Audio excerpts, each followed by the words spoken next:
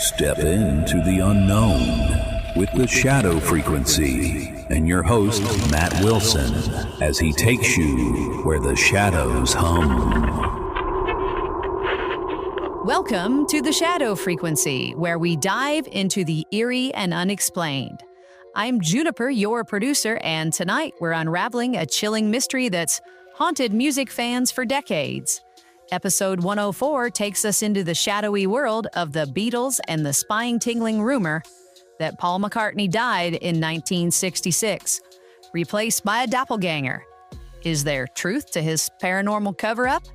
Matt, what's got you hooked on this one? Juniper, I've been a Beatles fan all of my life, basically, ever since I was a little kid. And this is one of those things that has always been in the back of my mind. I always keep going back to it because this theory is just pure creepy gold. Hidden messages in songs, cryptic album art. It's like the Beatles were leaving us a trail of spectral breadcrumbs.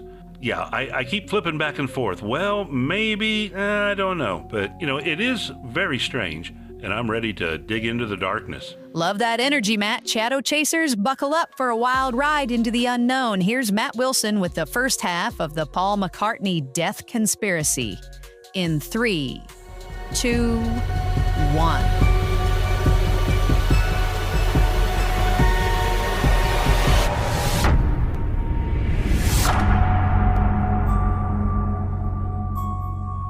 Welcome, Shadow Chasers, to the Shadow Frequency. Tonight, we're stepping into a musical mystery that feels like it's been whispered from beyond the grave. The Paul McCartney death conspiracy, known as Paul is Dead, is one of the creepiest urban legends in rock history. Picture this, November 9th, 1966, a foggy London night. Paul McCartney, the heartthrob of the Beatles, storms out of a recording session, jumps into his car, and crash, he's gone, decapitated in a fiery wreck. But instead of mourning, the Beatles, maybe with shadowy forces like MI5, replace him with a look-alike named William Campbell, or Billy Shears. Sounds like a ghost story, right? Yet millions believed it. Let's set the scene. It's 1969, and a Detroit radio station gets a call from a fan named Tom Zarsky. He tells DJ Russ Gibb to play Revolution 9 from the White Album backward. Gibb does, and a chilling phrase emerges. "Turn me on, dead man." It's like a voice from the other side. Fans lose it. They start scouring Beatles records for more. In Strawberry Fields Forever, John Lennon seems to murmur, "I buried Paul," at the song's fade out. In I'm So Tired, another backward spin reveals Paul is dead, man. Miss him, miss him, miss him, miss him.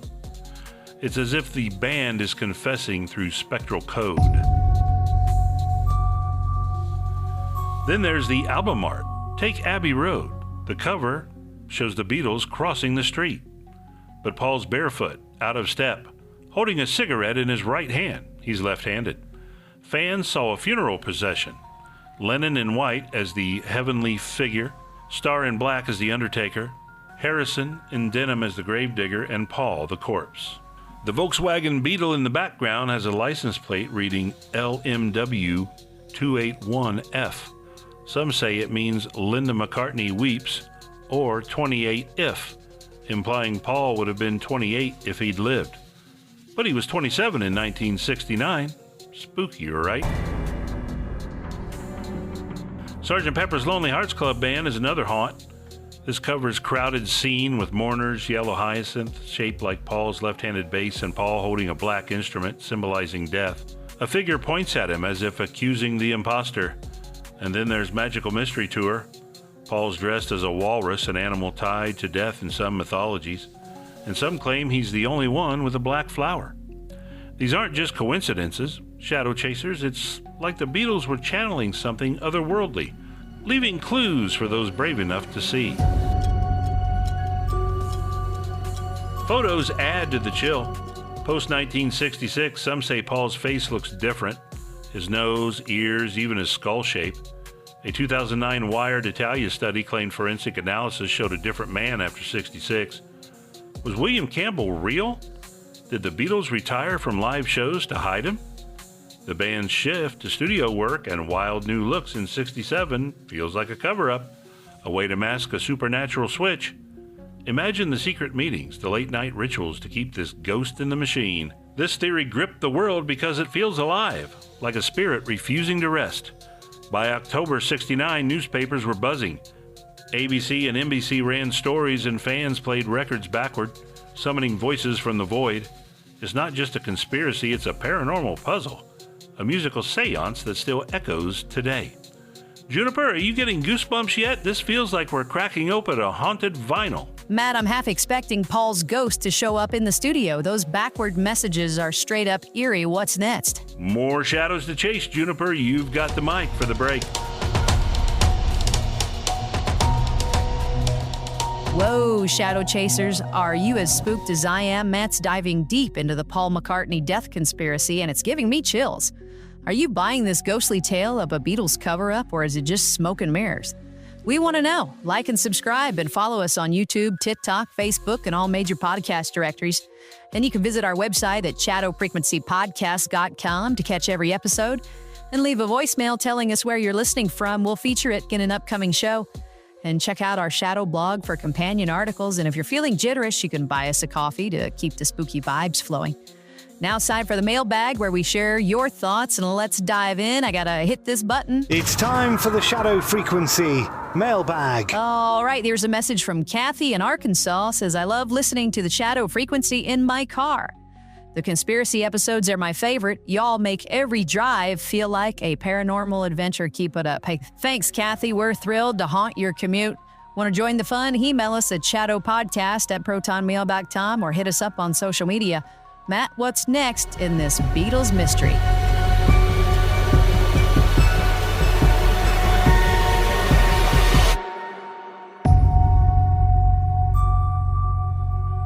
Welcome back, Shadow Chasers, to the Shadow Frequency. We're knee-deep in the Paul McCartney death conspiracy, where the line between reality and the paranormal blurs.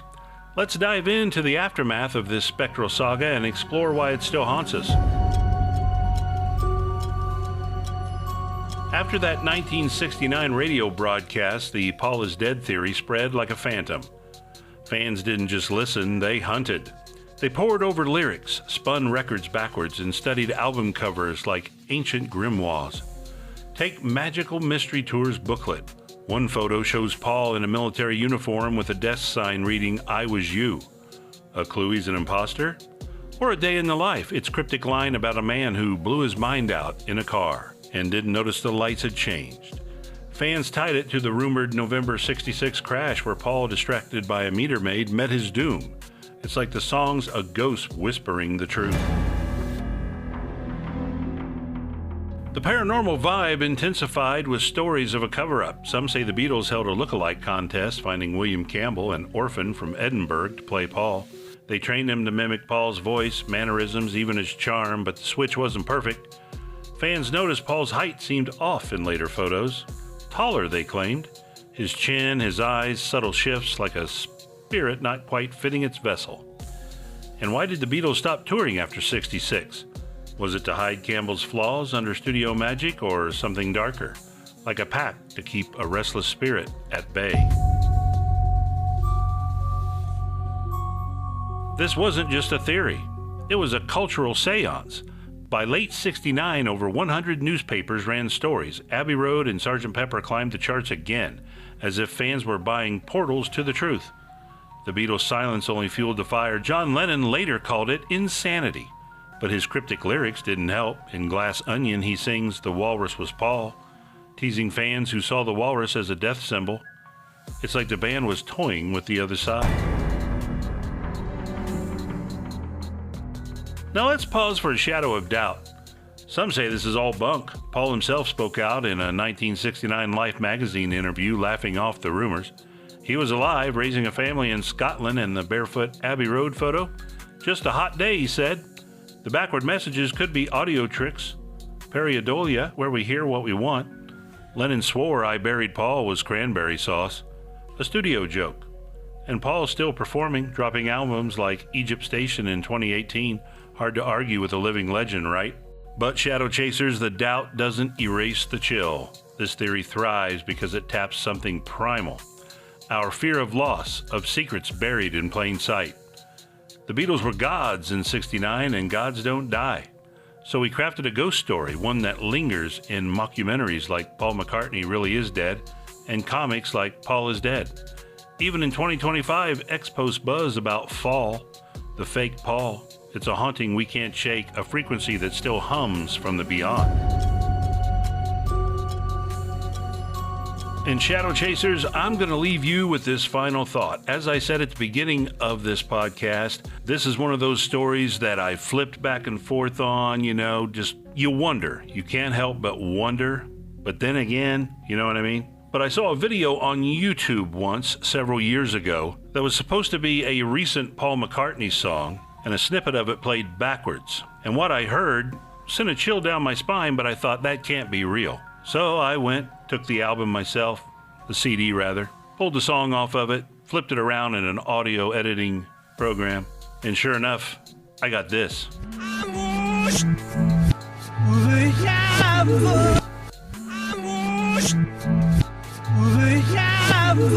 Once more.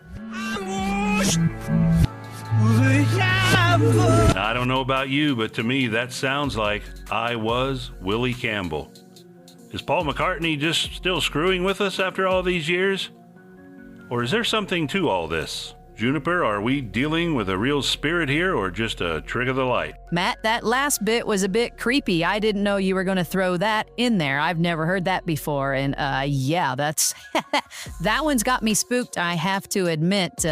Ooh, my goodness. You got it, Juniper. Take us home. That's a wrap on episode 104 of The Shadow Frequency. We dove into the eerie Paul McCartney death conspiracy from backward messages to ghostly album clues. Was it a paranormal cover-up or a fan-fueled haunt? You tell us. Head to shadowfrequencypodcast.com to listen to all our episodes. Leave a voicemail and read our Shadow blog. A huge thank to our Shadow Chasers for tuning in. Until next time, keep chasing the unknown. This is Juniper, signing off. This episode was produced with a commitment to exploring the unexplained while grounding our discussion in documented discoveries. All interpretations are speculative and intended for entertainment purposes.